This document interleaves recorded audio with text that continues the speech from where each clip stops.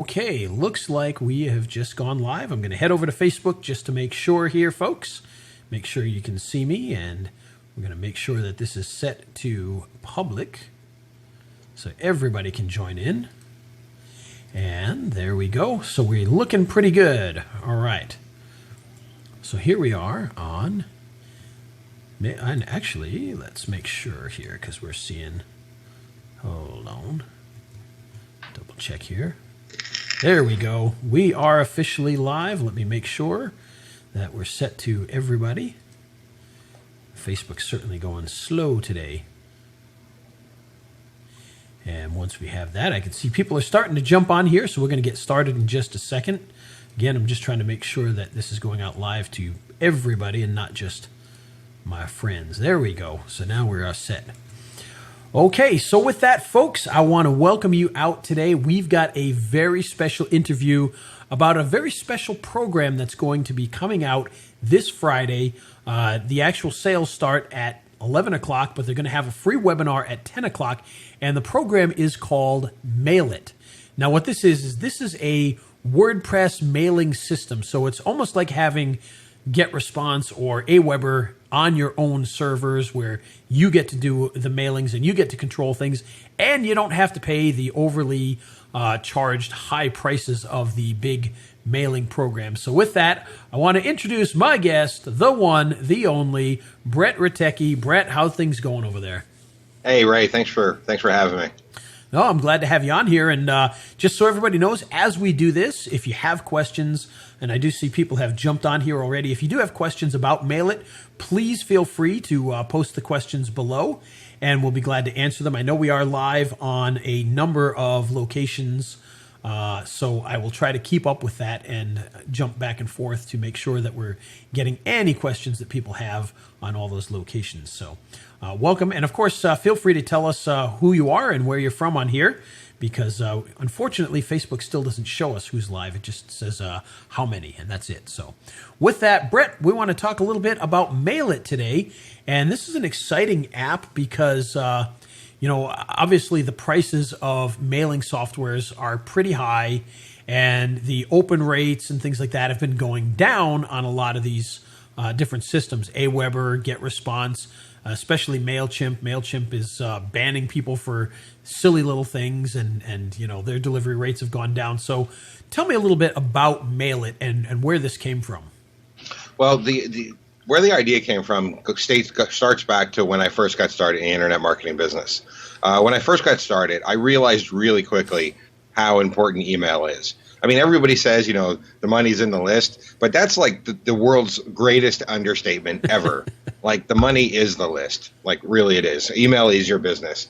And I realized that from the beginning. So when I first got started in internet marketing business, I realized that I needed a way to send out mass emails. At the time, I really didn't have a lot of money. I was making like $50,000, $60,000 a year as a software developer, as a freelancer. But I have 3 kids, so $60,000 a year to support 3 kids really doesn't leave me a whole lot of residual income to just go blow. So I started looking around for a place to, get a mailing system so I can send out emails, and I came across MailChimp. Now, MailChimp has what they call their free forever plan. So that means you can send out 2,000, as long as you have 2,000 subscribers or less, send out 12,000 emails per month or less, you can mail for free using MailChimp. So that's what I used because the price was right. It was free. They put their little logo on the bottom of every email, but I didn't care. It was free. It got me started. It did, and it's funny because I think all of us have either started with MailChimp or used it for something at some point. And, the fine print of MailChimp is that once you go past that 2,000, their prices are actually higher than some of the other ones out there. So they kind of get you on the back end with that once you go over that. And quite frankly, they don't quite have the features of some of the other mailing programs. So you kind of get pigeonholed in there. But, all of them have their issues. No doubt about that. I mean, and I did. I got to the point where I was actually above the 2,000 subscribers pretty quickly. But at that point, I was making money, so I didn't care. I was like, all right, I'm making money. I have this system. I'm sending out my emails. That's great. I'm paying for it, but it's fine because I'm making money off that list. But one day, and it was in 2014, I just logged in to my account, and it said omnivore has detected suspicious activity. I don't remember exactly what it said, but they have this system called omnivore, which is basically a bot that checks all your emails. And if they think that for even the slightest reason, if they think that you might be doing something wrong, they suspend your account flat out. Done. Yep. Oh, yeah. And absolutely. MailChimp has no phone support at all. You cannot call them.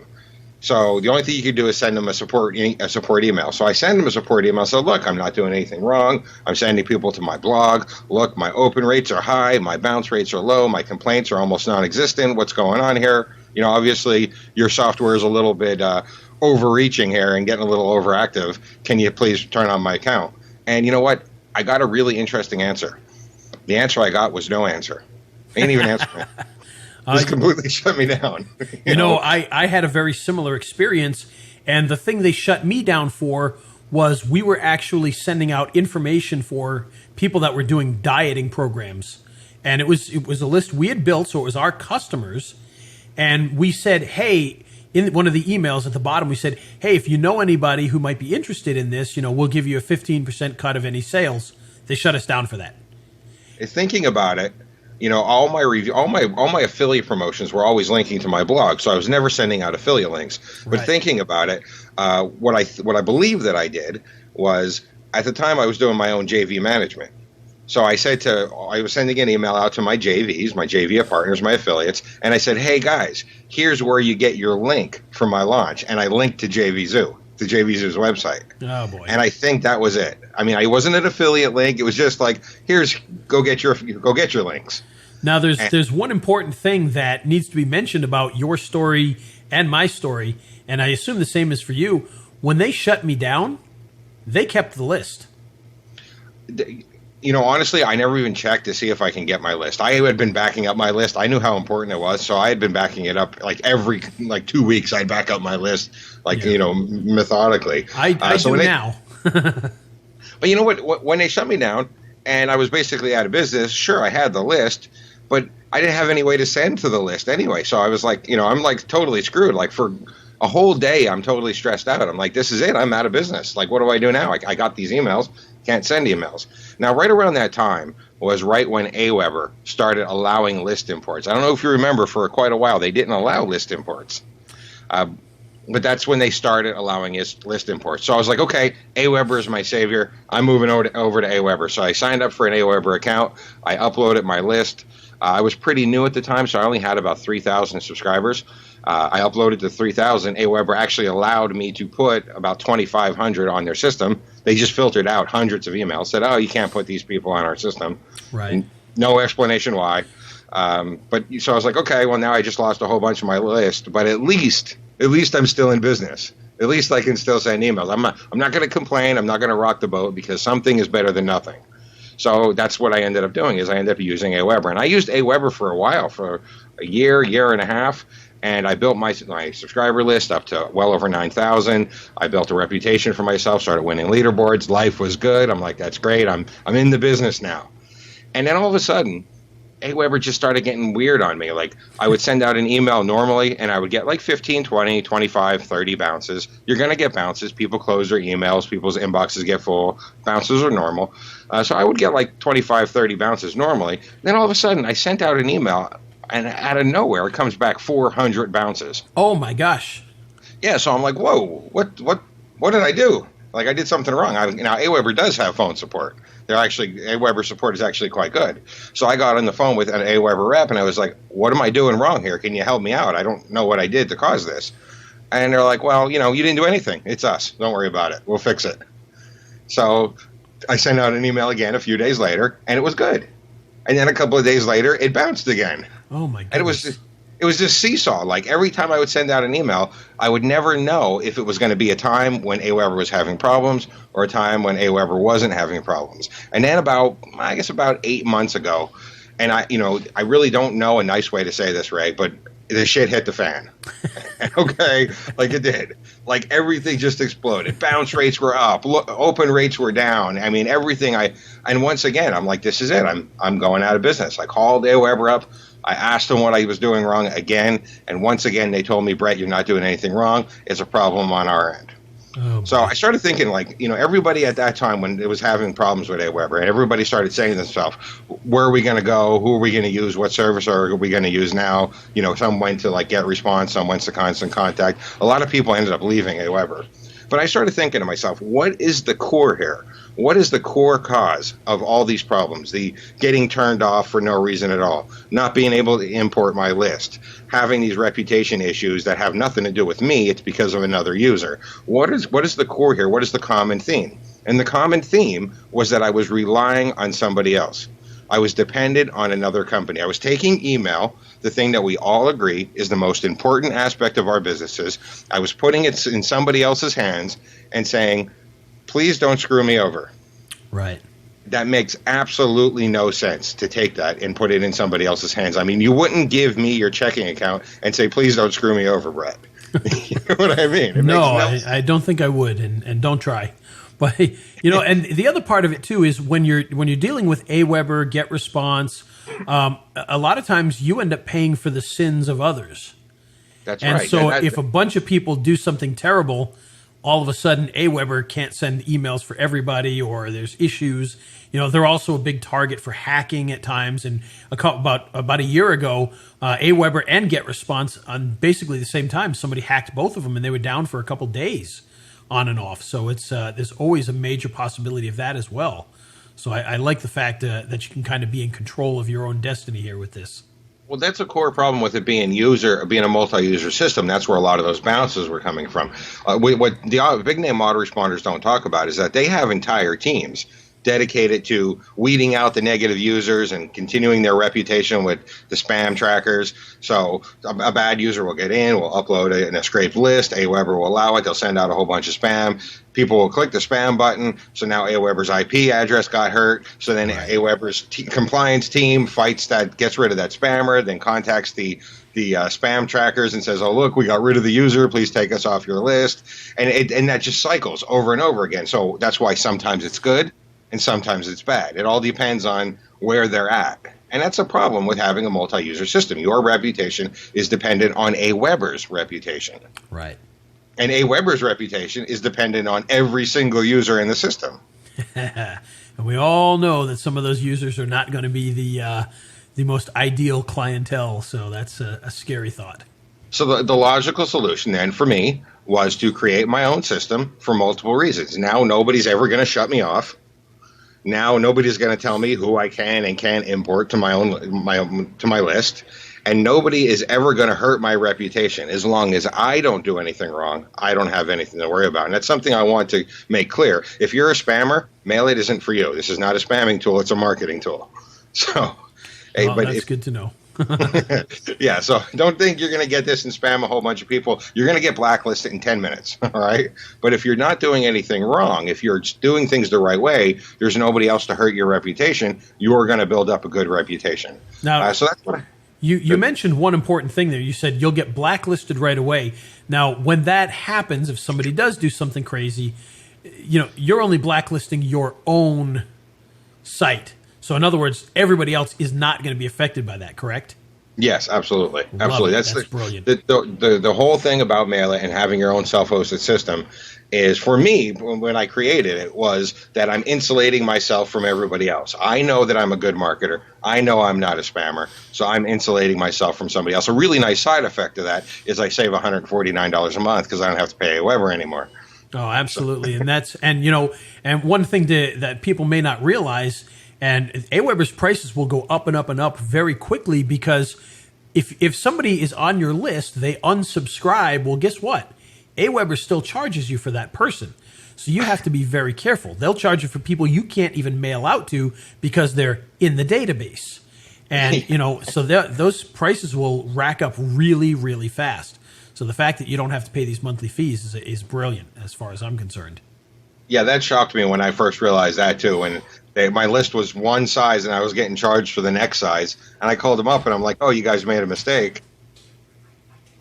And they tell me that it's not a mistake. It's because they're counting all my unsubscribes. I'm like, "Are you kidding me?" Nope, absolutely. So that's what I did. I decided to build my own system. I decided to build a system that, for myself, for my own business, so that way I only can send out to myself, and I don't have to answer to somebody else. I don't have to worry about getting turned off by somebody else, and I don't have to worry about my reputation being hurt from somebody else. So it took me a while to write MailIt. Writing a WordPress plugin from a coding perspective is actually pretty easy. Sending an email says you. Sending an email with PHP is actually pretty easy. Sending everything out, format it correctly with the correct headers and everything so that you actually get to the inbox, that was about 100 hours of reading RFC guidelines. So that wasn't so easy. I can imagine it would not be easy to do that.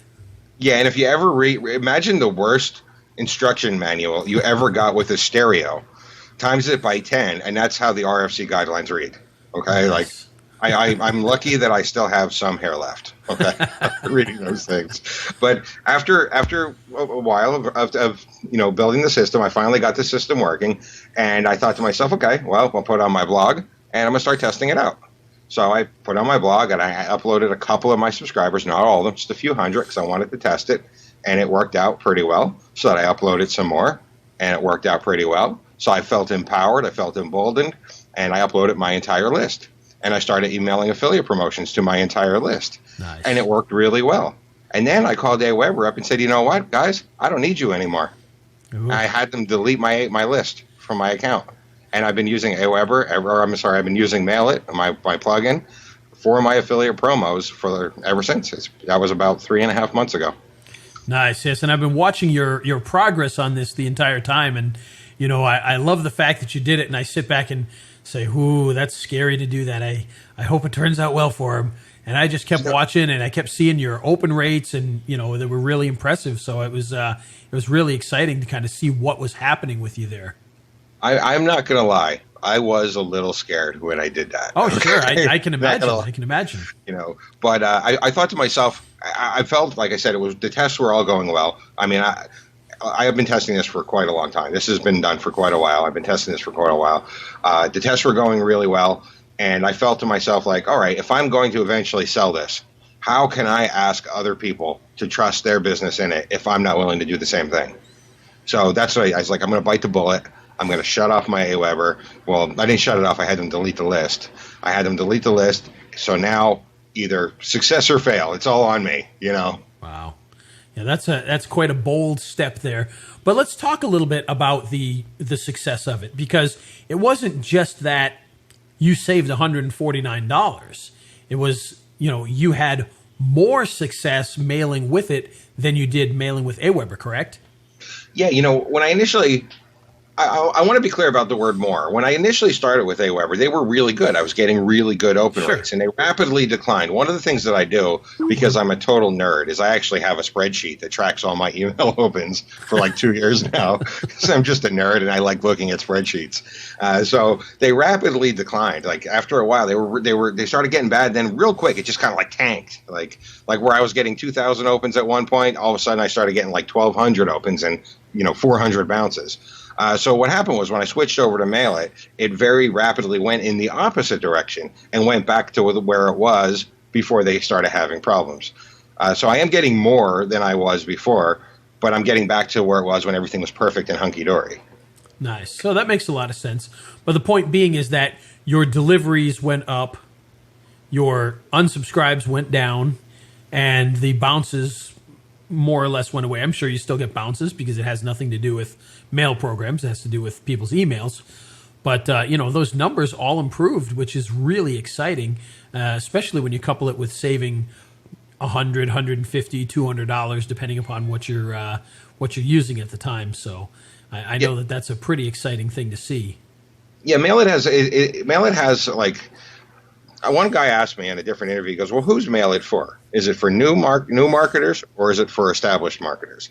And I said, look, it's for both. It's for new marketers because new marketers don't have to pay a monthly fee.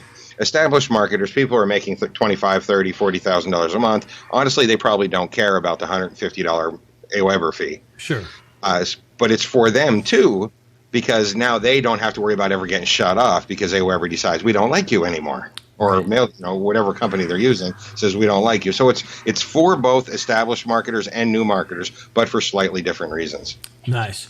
So let me ask you this: feature-wise, now, first of all, Aweber has 852 features in there, probably 10 of which people actually use. I mean, there are things in Aweber to this day that I still have no idea what they even do. I've never even clicked on them or anything. But feature-wise, what is MailIt going to have to compete with Aweber? And when I say compete for yourself. If you switch over, what are you going to be gaining versus what are you going to be losing? Anything like that. Well, there is one major feature that you lose with MailIt, and I'll be totally honest and upfront about it. The one major feature you lose is the ability to schedule emails. So you actually have to press the send button. Okay. So that is a feature that you lose. It's not a horrible feature because it takes 2 seconds to log into your WordPress site and press send. Well, and to be honest with you, when it comes to my emailing, I very rarely schedule ahead of time unless I'm going to be gone for 2 days. I write my emails and send them. I don't plan them too far in advance of when they get sent. It's very rare that I say, okay, send this out at 7:00. And I know that's a feature that's in there, but I very rarely do. So to me, that's actually not even much of an issue at all. One thing that people tend to use scheduling for is sequencing. So, like, some new subscriber goes on, they'll send them one email, maybe Sure. a welcome email, and then 3 days later another email. Since there's no scheduling, that means also naturally there's no sequencing. Gotcha. But again, when I was thinking about if I wanted to have that, and a couple of people asked me, why would I leave that out? When I was thinking about if I wanted to have that, one of my primary concerns was that the plugin be easy to use. Because one of the things about me is I've sold software a lot. Tens of thousands of people. I do my own support. And one thing I've noticed is that when people get a system and they use it and they realize that it's complicated, that it's convolution, that it's difficult, what they do is they say, I'll use this tomorrow. Yes. I'll learn how to do this tomorrow. And then guess what? Tomorrow never comes. So of primary importance to me was that it has to be easy enough to use that nobody's going to say, you know what, I'll get to this tomorrow. Because I really want people to use it. So in order to have scheduling, I would have had to make the setup much more complicated. Right. So I wanted the people to get it, be able to fill in a couple of settings and be in business. I didn't want them to have to start changing their server and setting up cron jobs and doing crazy stuff like that. So I started thinking, okay, well, how important is scheduling? How important are mail sequences? That's right. And I thought to myself, well, in the last 24 months, I made $1 million with email marketing, and I haven't scheduled a single email. So maybe it's not that important. Maybe being easy to use is more important. Oh, sure. I would agree with that. And like I said, I very rarely schedule as well. So it's not that big of a deal. Now, the other question I would ask, now, what about things like opting in, as far as, like Aweber has the opt-in tool so you can put them on your website so people can click subscribe here. How do you handle that kind of stuff? You want me to go over to the plugin and show you? Yeah, if you can do that, that would be great. Just share right on Skype there, and we'll be glad to take a peek. Let me figure out how to share screens. I'm usually on the other end of these interviews. I know, right? All right, there we go. There's my screen share. You should be able to see it coming through in a second. We can see it. Yes, indeed. Hey, let me go ahead and I'll make this a little bigger because I know it's pretty small on Facebook. I'll zoom in my browser here. All right, so this is the MailIt WordPress plugin. You can actually see my last email I just sent out was for Arbitrage Sugar Daddy. It's been slightly over 24 hours now. It's been about 26 hours. So far, I got 1,852 opens, 892 unique clicks. Now, a lot of people send out, they don't get 892 opens. I get that many clicks. So to answer your question now, you create your list in here. You can see there's a little button for lists. You can create unlimited lists, of course. And you might notice there is this little icon here that looks like a link. Yep. So you go ahead and you click on that little icon that looks like a link. And it allows you to build your own opt-in form. So you simply enter in your settings here, change the button, the tag, the colors, the things like that, the way it looks, basically the aesthetics of it. Once you got it set the way you want it to, you go ahead and click on generate code, and it creates a form code for you. Take that and put it anywhere you want. Also, obviously, you can go to lists here, and you can click on, so you can go to subscribers, and you can click on add subscriber, so you can add an individual subscriber, and you can go ahead and upload bulk subscribers. So if you have a list with all your subscribers on, you can upload them in bulk as well. So you have the three major options that you would expect in order to add your subscribers. Now, I want to point something out to clarify on something I said before. I said that there's no scheduling, so you can't send out email sequences. But MailIt does have an autoresponder. So when somebody signs up for your list, you can have an auto-response message go out. Oh, that's cool. Okay, good. Yeah, so I actually have a list here. It's called the MailIt Early Bird. That's from my Facebook ads to get people to be aware of my MailIt plugin. So whenever anybody signs up for that, they actually get this autoresponder message right here, thanking them for signing up. And you can see it'll track their sends, their opens, and then the number clicked. Nice. Oh, see, that's cool. And you know, the one thing there, folks, you know, if you're using software that normally, you know, you go into it and maybe it has a GET response or an Aweber, you know, link. You can click a link and it puts in your Aweber lists. But they usually have an area for codes. So this will probably work with most of those types of softwares and things if you can put in the code. Mm-hmm. Yeah, absolutely. If you can put in the code, it will work with that. MailIt does actually have a simplified API that I use to integrate with my own software. Yes. And since I've told affiliates that I'm going to be launching this, a lot of them have actually asked me, well, can you send me the API codes? Because we're going to integrate too. So I think that there's going to be integrations as well. Nice. And I assume one of those softwares is probably affiliate tracks that you'll be linking to. MailIt actually integrates with it. People, it was funny too because I wrote MailIt before I released affiliate tracks. Nice. It just I you know what I do is since I come from a software developing background, I test the heck out of things. I alpha test for several months, then I give it to a couple hundred beta testers. So MailIt was out before affiliate tracks. People bought affiliate tracks and were sending me support requests and saying, "What's this MailIt URL?" I'm like, nice. Give it about 6 months and you'll find out. Right? Oh, that's fantastic. So, all right, let me address the one big elephant in the room. In the past, there have been other people that have come out with mailing programs through WordPress. Mm-hmm. And one of the issues that one of them had was they came out with this system and people bought it like crazy. And within, I think somebody said it was like within the first day, the entire system was just down and done for. And it was because, and I don't think it individually worked on your WordPress site. I believe they kind of did it like Aweber. They were a central hub, but you did it through Aweber, and it shut down the whole system very, very quickly. The whole thing got blacklisted, and you couldn't send any emails. You know, obviously that's not going to happen in this case because you're doing it all yourself, correct? Yeah, absolutely. This is on your hosting. This is my blog. If you go to Rutecky.com, this is on my blog. And that's a part of why I wanted a plugin for myself, because I wanted to be insulated from that eventuality. I wanted to take email, and instead of putting it in somebody else's hands and saying I completely rely on you, I wanted it to be in my hands, which is where I want it because I trust myself more than I trust somebody else. Beautiful. And then the other question I would ask you is, now if you're going to do this, do you recommend that maybe you get a totally new website that doesn't have 500 plugins in it already and things like that to make sure that it's a very clean WordPress install that's not going to cause any conflicts and issues? Yeah, something people don't understand a lot, and this is something that causes support requests a lot when you use a plugin. Something people don't realize is that when you put a plugin on a website, on a blog, that plugin becomes part of the WordPress code. That's what it's doing. It's plugging in to the WordPress code. Now, if I'm writing a plugin and you have 50 other plugins, what you have is 50 developers basically changing WordPress, and none of us know anything about each other. Conflicts are going to happen. Right. Because I'm doing things and I'm changing WordPress this way, and then this other plugin's trying to change WordPress a different way. So conflicts will happen. So even as a general rule, I always tell people, look, only use the plugins that you absolutely need, because you're just going to cause yourself problems if you put more and more and more plugins. It's like having 500 people in a room and having them all talk at the same time. You're not going to hear any of them. Right. And, you know, and from an SEO standpoint, not that I'm a big SEO person, but I've been told that many times before is like, hey, get away with as few as you possibly can, and if you can have none, even better. So yeah, you can see in my blog here, I've got 1, 2, 3, 4, 5, 6 plugins on my blog, and incidentally, I wrote 5 of those 6. So nice.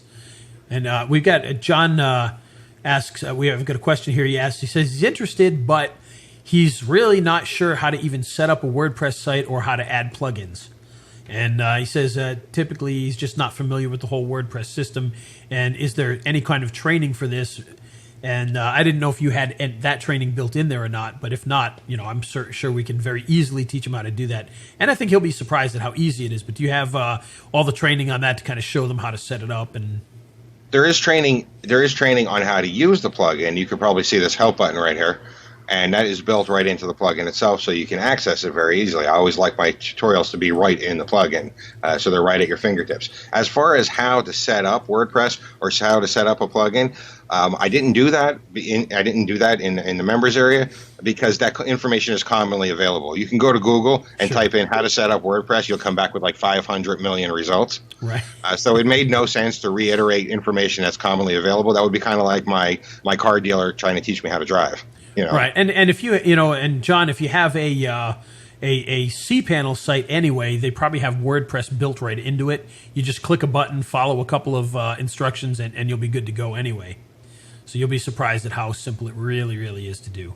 If I can put together a website with WordPress, anybody can. WordPress is written in a language called PHP, right? Yep. PHP is the most commonly used programming language on the internet. The reason it's the most commonly used programming language on the internet is because WordPress is written in PHP.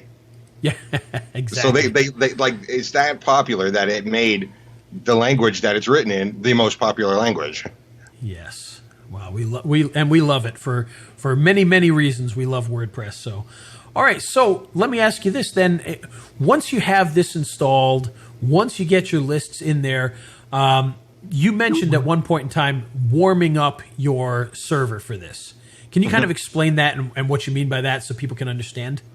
Okay, there's something you have to understand that there's a lot of sites. They're called. Let me think of a less technical way of explaining it. Okay, here we go. So imagine that there's all these watchdog sites. There are all these watchdog sites. Spam Cop, Spam Cannibal. There's a whole bunch. UPC Protect. There's a whole bunch of them. And what they do is they watch IP addresses. They watch domain names. They watch to see if they're spamming. Okay, they're the watchdogs, of mail. So imagine your IP address, your domain isn't sending any emails at all. Well, day one, you're not sending emails. Day two, you're sending 20,000 emails. Doesn't it make sense that those watchdogs are going to say, that doesn't look right?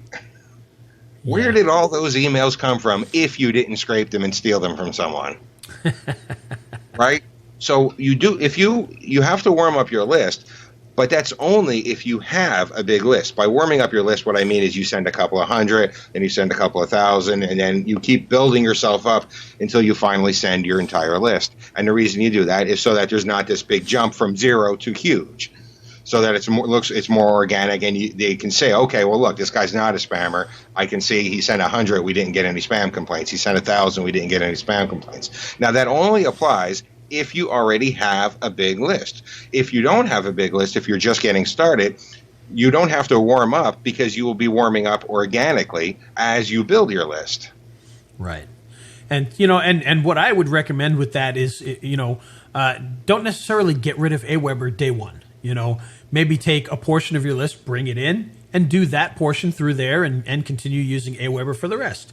And just slowly bring it over there and do that and get it going. And you'll find that, it goes pretty smoothly. It's not a hard transition, which is good.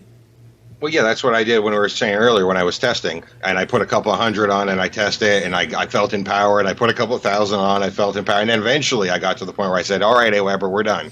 Yeah. I didn't do it on the first day because I knew it would look weird. My list is about 11,000. It would look weird to the watchdog groups if BrettRutecky.com isn't sending any emails, and today he's got 11,000 subscribers overnight.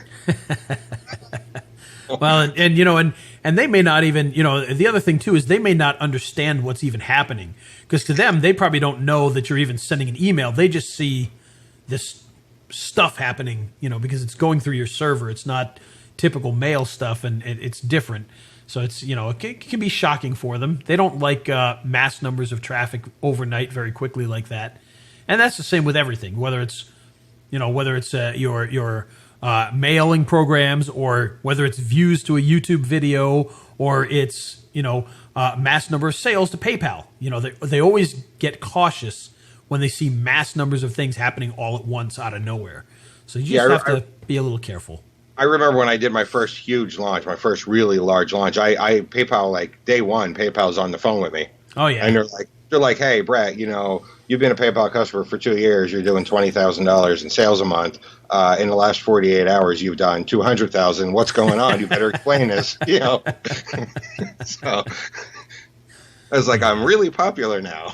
That's what happened. Exactly. No, but I explained it to them. Everything was fine. Another thing that people say, I want to touch on with you, if you don't mind. No, go for it, please. People tend to say something like, if you mail from your own server. This is something that I've heard all the time, and I was a little nervous about this initially when I started building MailIt, because so many people said it.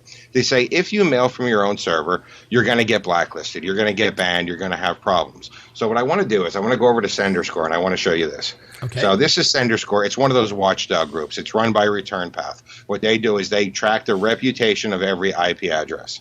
So I'm going to go ahead, I'm going to put in my IP address. I'm going to go ahead and check to make sure that I'm not a robot. I'll click on View Report. Because a robot could never click a button. Yes, a robot can click a button. I know. It's amazing. Now, I'm going to I'll zoom this in so you guys can see it a little better again. Now, you can see there's the IP, and you can see it is my domain name, hostname, bre@rutecky.com. That's my server name. Notice that it says I'm a high-volume sender right here. Look at my sender score. Perfect sender score is 100. Anything under 80 is spam. Look at my sender score. Nice. 99, nearly perfect, and look at it over time. Nice and steady at that 99 level. It went down to 98 for a little while. I don't know why. But even though I am considered a high-volume emailer, I still have a near-perfect sender score. And you can actually see, here is the ISPs reporting to sender score, the emails that I'm sending out. These are my actual emails. And they're fine with what I'm doing. They have no problems with it. So that I think that people think like, oh, if you mail from your own IP address, you're going to get blacklisted. I don't know where that comes from, but it's obviously not true. Well, I think it comes from it happening when people have used an IP for multi-user and somebody has, done naughty things. And I kind of think happens is people were like these spammers were on like Aweber and MailChimp and those guys got kicked out of there. So then they bought a self-hosted system and that didn't work. And then they started saying, oh, no, it doesn't work. Yeah, it doesn't work because you're a spammer. That's why. So let me ask you this. Is there anything special people need to know before they get into using something like this? Do they, for instance, if their website is on a shared server, is that going to be an issue? Do they need their own server? How does that work? Okay, so if you go actually into the settings here, the settings are really easy. I tried to make it as simple as possible. The first thing you're going to do is enter in your host name. Your mail host name. A mail host is incredibly complicated to get. What you do is you type the word mail before your domain. So my domain name is brettrutecky.com. My host name is mail.brettrutecky.com.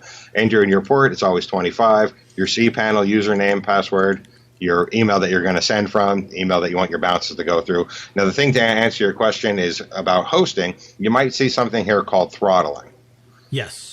Now, when you send out an email, that's pretty server intensive. It uses a lot of the server's RAM. Yes. So if you're on a shared hosting, what the hosting companies are going to say to you is you can only send out this many emails per hour. And the reason is because they don't want you to use all their resources for their server because you're only paying them $8 a month. So they're going to say, look, you can't suck up our entire server. You're only paying us $8 a month. So the way they do that is they say you can only send out this fast. And that's where the throttling comes in. So if you're just getting started and you're on a shared hosting, you're going to have to throttle your emails so that they don't go to whatever your host tells you can use, you can do, whatever their limit is. So that way you don't use up too much server resources. As you build up a larger list, you're going to want to get a better hosting. You're going to want to move from shared hosting to some type of better hosting, VPS or dedicated. But by the time you get to that point, it's not going to matter because you're going to be making a bunch of money from your emails. And if you're not making a bunch of money, you should do something else anyway. Well, and that's what I say. Business is a bit like a video game. Every time you start to get good at it, it just increases. It gets harder and harder. So you start making money, well, then you need to buy bigger servers, and that costs more money. And then, so it's always an upward game, but it's always a win game too. You're always winning in the end, which is good. I mean, when I started off, I was on a shared hosting. My blog was on a shared hosting, and I started getting more popular. I started getting more traffic. I got to the point where I was, 30, 40,000, ranked 30, 40,000 in the world for websites. I had to get a better hosting. I actually moved up to a dedicated hosting. I'm paying like $80 a month, but I don't care anymore because now I'm making 40,000 a month. So who cares about 80? So that's actually a really good price for a dedicated one. That's not bad at all. So if you were on, let's say, Bluehost, and people have heard my qualms with Bluehost over the last couple of weeks, but you're on a Bluehost, you're on shared server, what would that throttling be? Or maybe you don't know exactly, but a good estimate on what that would be as far as emails per hour. I don't know for Bluehost. I'll be honest with you. I would have to look it up, but I can give you an exact number of one that I do know. Okay. I know HostGator is 450 emails per hour. Oh, wow. Okay. So that's not bad at all. And I'm sure, HostGator, Bluehost, the same company nowadays. So I'm sure it's probably very, very similar as far as that tolerance goes. But that's actually a lot higher than I expected. So that's actually pretty good. And then if you have a dedicated server or even a VPS, you can certainly go up higher, I assume. Right. Now, if you have a dedicated server, now the sky's the limit because they don't care if you use all the server resources because they're your server resources. You can do whatever you want. The entire swimming pool is yours. If you want to splash in it, splash in it. Nice. Well, that's good. That's really good to know. That's exciting. And I just moved all of mine, and I don't even know what my server is at this point. So I got to figure all that stuff out.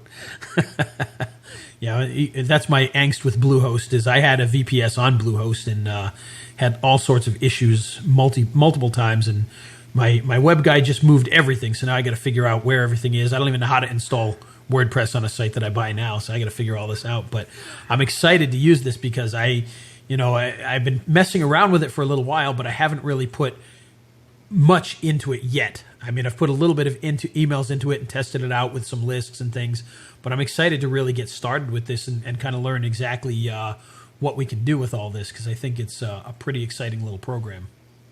Yeah, and like I said, again, it's going to appeal to different people for different reasons. Some people just getting started are going to want to avoid the autoresponder monthly fees. And then as you get more established, the monthly fee is not going to matter so much for you. But what you're going to want to do is not have your business in somebody else's hands. That's the point where I'm at. I don't care about the monthly fee, but that's a really nice side effect. That's exciting, and I like that idea because anytime you can save money, that's obviously a good thing. So I'm looking forward to being able to save a lot more money when I get more of my lists onto here. And I got to say, I'm excited to use this, but I'm one of those people. I'm resistant to change. It's like, you never know. But so far, it's looked really good. So I'm getting to the point where I'm ready to start moving more and more over to that, and hopefully soon, so I don't have to pay that $150 too many more times. So. Well, yeah, I know. There's always that that resistance to change and resistance to things different. Believe me, I'm computer programmers. We are the most anal people in the world. like seriously. Like I have a clipboard right here on the left side, and it has to be on the right side of my desk because that's the way it has to be. So I understand the resistance to change, but sometimes change could be a good thing. I agree, and you should have seen me with the change from Bluehost to this other one. I probably ripped out half of my hair because I was scared to death doing that. But I love this. I've been playing around with it for, I don't know, it's been probably a month now, right? I think somewhere around there that I've had it to mess around with. And, I'm getting to the point where I'm ready to move everything over to that because I've had such good luck with things so far. It's been very easy to use, and I've been excited by it. So is there anything else people should know before they hit the webinar on Friday? I'm not really sure. I don't think man, I'm not very good at this. That's okay. We've covered a lot. Gosh, we've been on. I don't even know how long we've been on, but we've been chatting here for quite a while on this. And I know people are still hanging around, so we must be doing something right with this. And anyway, I appreciate you taking the time because it's exciting to watch. It's exciting to see. And I think people will, if you're brand new at this, if you don't have, Aweber or GetResponse and you're just getting started, this is a perfect program to start with because it's very easy to use, very low cost of entry, and of course, you can set it up yourself, and you don't have to worry about any of the other people shutting you down or anything like that. So it's very exciting for that. And of course, if you got the big lists, start moving them over. You know, You know what I think that separates MailIt from a lot of the other, because this is not a new concept. People have tried to get away from the autoresponders before. Sure. What I think and you had mentioned one that released a little bit ago that was too much fanfare, too much acceptance, to also much disappointment. What I think that makes MailIt separate from other ones is that I use this in my business. I've used it exclusively in my business for over 3 months now. So that means every cent, every dollar, every leaderboard I've won, I believe I've won one of yours too, actually, Yep, was all done with the MailIt plugin. So I really can't give it any more than that than to say, look, my business is in it, and my business is a several $100,000 a year business.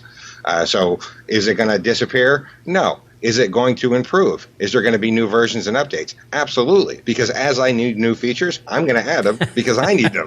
You know what I mean? Because I use it in my business. That's the best motivation of all is the motivation to do it for, if you're going to doing it for yourself, you're going to do it a lot quicker, I think. So that's exciting. And well, with that, Brett, thank you for joining us. I appreciate you taking the time and showing us all the features of MailIt. And for those of you who are watching, be sure to check this out. They got the webinar on Friday at 10 a.m. The link is in the description here, unless you're watching it on one of the other pages, in which case it's in the description below the video. But check it out. Click on over there. Sign up for the webinar. It's free of charge. It's Friday at 10 a.m. Eastern. You're going to learn all about this in greater detail than even we went through here. And then, of course, at 11 o'clock, it will be available. And, Brett, what's the initial cost on that? The initial price is $37. Holy cow, $37. That's crazy.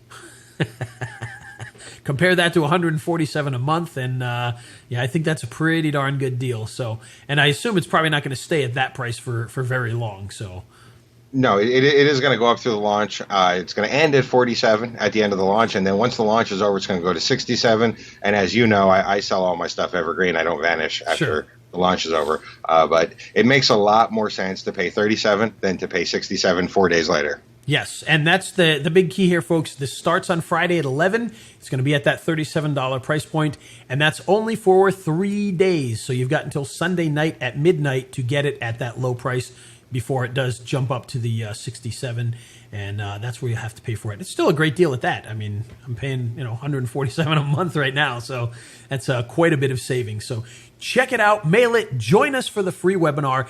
And, of course, as always, we are going to have some killer bonuses that go along with this, and we'll have the page up by Friday morning so that you'll be able to check that out. But sign up for the webinar. Click the link above or below, depending upon where you're watching this, and sign up for the webinar, and we'll see you on Friday. Brett, thanks again for joining us, and we'll see you guys all next time on the next live on Facebook.